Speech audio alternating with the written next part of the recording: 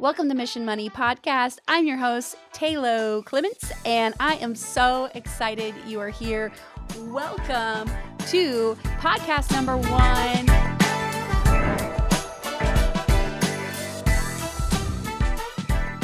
I can't believe we're here and we're starting this.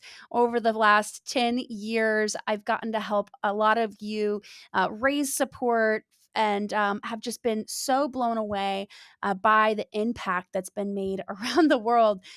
Just to give a little intro, I'm Tayloe. I have been a digital marketer and fundraiser for the past 10 years. I've helped some of the world's largest nonprofits as well as solo fundraisers and have really just found a passion for helping people tell their story through digital marketing strategies. I've seen it really be successful in raising a lot of funds and support and resources for multiple nonprofits. And I'm so excited to bring this same learning and the things that I've been taught over the years to you guys via this podcast and amazing resources.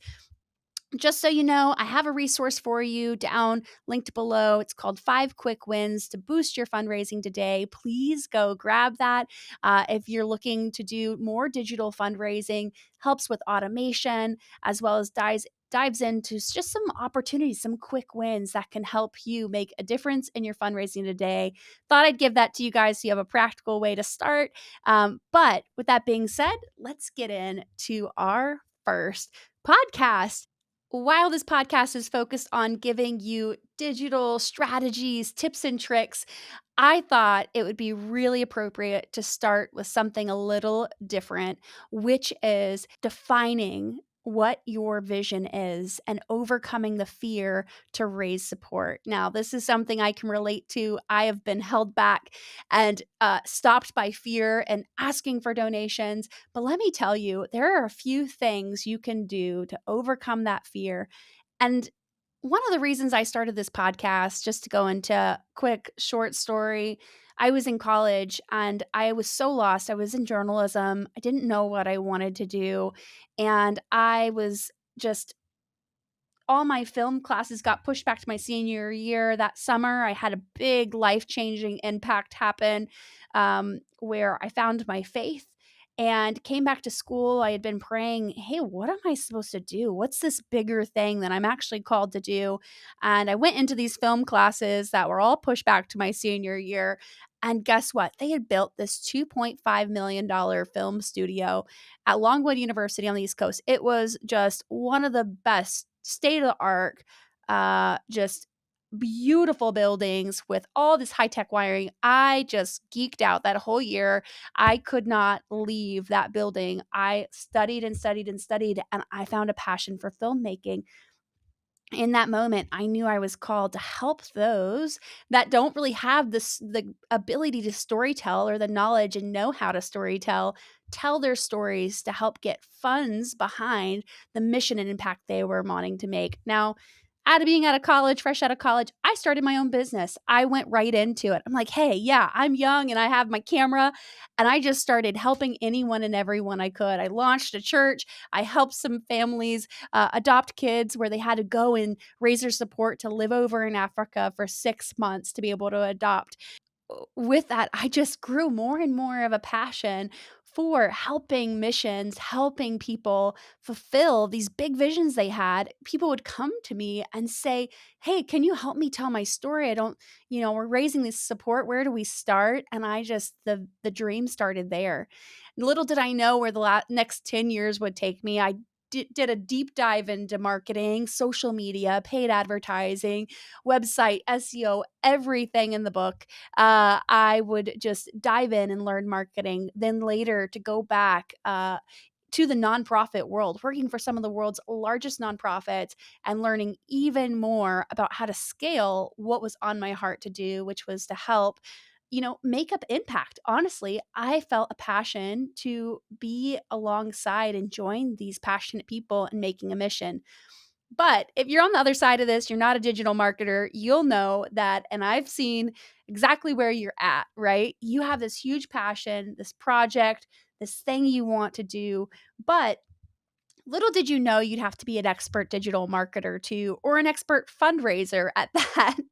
That's where I want to come in. That's where I want to make digital fundraising easy, to take away those fears and to really come alongside you and show you some just quick wins, quick ways you can raise support. And it all starts with a vision. So, without a clear vision, we can get set back by fear and never move towards the big thing we're capable of. Personally, I've experienced this firsthand. Right now, I'm working on a project in Cameroon. And when we started, this group that I'm helping, I'm on the board as well, they were so hesitant to ask. And it turned into something really incredible, though. In just the past month, we've raised enough money to send dozens of kids to school, build a well, provide school supplies, and even lay a foundation at a home nearby. And in the last week, we raised $10,000, just one check. Someone that saw the video we did that told the story of the need, and a check came in the mail for $10,000. All because this group had the courage to ask and dream big. Now, at first, they were thinking, let's go small. And I said, no, you have a heart. I hear it. I hear your passion for this vision. I know that there needs to be impact. You're called to do this. Let's dream big. And boy, have people just come alongside them and wrap their arms around this mission. And this is what I want to help you achieve today, is really getting clear and to dream big.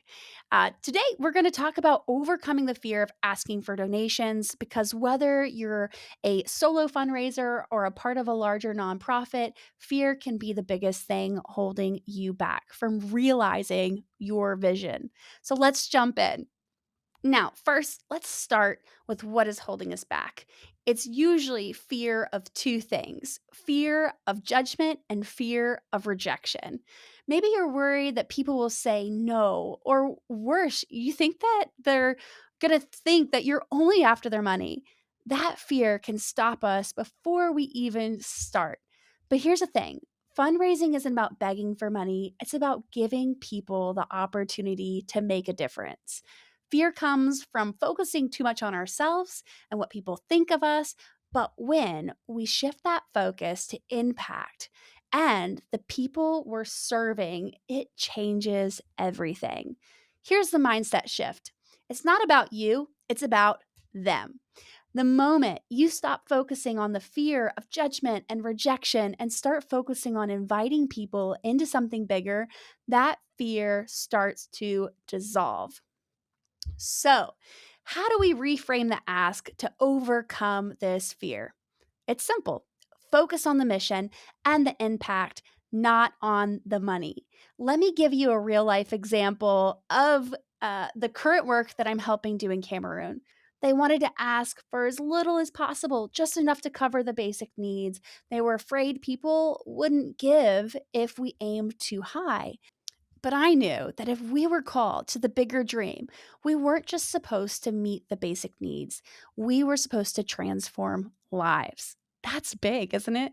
So we shifted our approach. Instead of focusing on the cost or the bare minimum, we started to talk about the real impact we wanted to make: building a new orphanage, providing education, providing medical care, and creating long term change for these kids.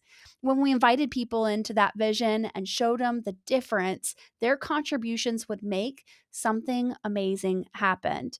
And just we did this through a quick video that showed the story of what was taking place. People didn't just give to meet the small needs, they gave beyond and above anything we expected. A lot of the kids now are going to school, and we received a $10,000 check. Isn't that just incredible? That's the power of inviting people into a bigger vision. When they see the impact they can be a part of, they want to give. Now, some practical strategies for building confidence. Now that we've reframed the way we think about asking, let's get into some of the practical strategies to help you build confidence, especially when it's about asking for donations online. These tips are backed by psychology and can be applied no matter the size of your organization. Number one, shift your mindset. Oftentimes, when we stop thinking about fear of rejection and ourselves and start focusing on the impact, it really does help dissolve fear.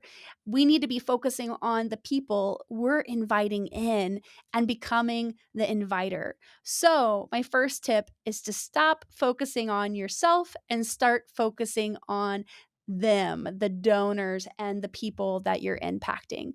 When we start seeing ourselves as the inviter, it takes the pressure off. So, not a beggar, we're an inviter. And here's a practical tip: when we're making an ask, remind yourself this is about the impact and not about me. It's about the thing that I am so passionate about, the mission at hand, not about me. It's about the people I'm going to impact, right? Speak to the difference their donations will make. Number two, your fear as your fuel. Fear is often a signal that what you're doing matters. Instead of avoiding it, reframe fear as an excitement. When I feel nervous, I remind myself that this fear means I'm working on something that really counts. And here's another tip: when you feel fear, tell yourself, I'm excited because this mission matters. Channel that energy into action. Number three, start small and build momentum. Confidence doesn't come overnight. It's built through small wins. So if asking for a big donation feels overwhelming, start small. Doesn't mean dream small, start small. Each success builds from confidence and makes the next ask easier.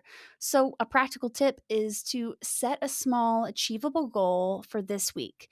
Maybe ask a few close supporters or a small group and celebrate each success to build momentum.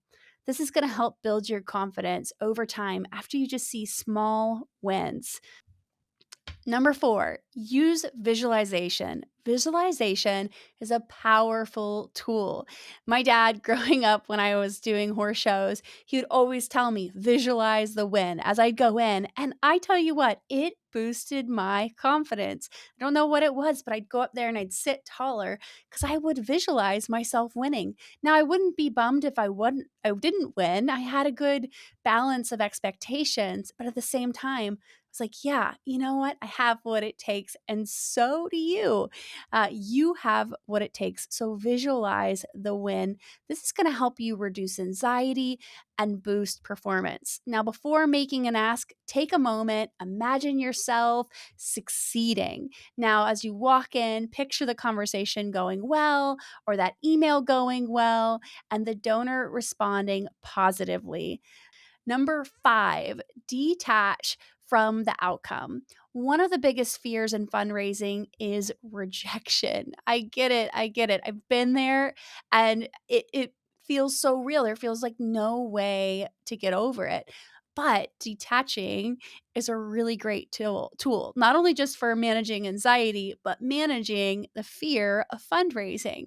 So, here is the thing, you're not in control of whether someone says yes or no. What you are control of, however, is how you ask. So detach from the outcome and focus on doing your best. Tell the story, invite the people, and let them see the impact they could make. But if they say no, just remember you did your best and just detach from the outcome. Now, after you ask, remind yourself, I did my part, and the right people will say yes. Trust the process and keep moving forward. Now, just to wrap up everything, I really appreciate you listening. I want to give you a quick recap of our conversation today. First, fear is natural, but it doesn't have to stop you, right? By shifting your mindset and reframing the ask and using these practical tools and strategies like small wins, visualization, and detaching from the outcome, your anxiety will go down and you can overcome the fear of asking and confidently raise donations online. Remember, your mission is so important. I wish I was right there in your living room or in your car, wherever you're listening from, and I could tell you your mission is important. I want to hear them. I want to hear what you're raising support for. And there are people out there who would just be so blessed and excited to be a part of what you're doing. You're not just asking for money, you're inviting people into a life changing story, one that you are helping write. It's amazing. Now, ask boldly, ask confidently, and trust the right people will say yes. Before we go, I have an exercise for you this week. Now, I want you to write down your mission story. This is really going to help in this process of getting a clear vision and helping overcome the fear. And when you're writing this down, I want you to write down what the impact of your work is. Who are you helping? Write down who you're helping and then practice framing your ask as an invitation to others to be a part of the impact. Thank you so much for tuning in. If you found this episode helpful, be sure to subscribe and leave a review. And stay tuned for next week's episode. We're going to dive in to storytelling and fundraising digitally with my friend, Justin Rizzo. He is a worship artist extraordinaire, filmmaker. He has been raising support to launch 3 films in 3 years, and he's been raising support for him and his family for 21 years. There's so much you can learn from him, and I'm so excited that he's going to be on the Mission Money Fundraising podcast. I hope you join us next week.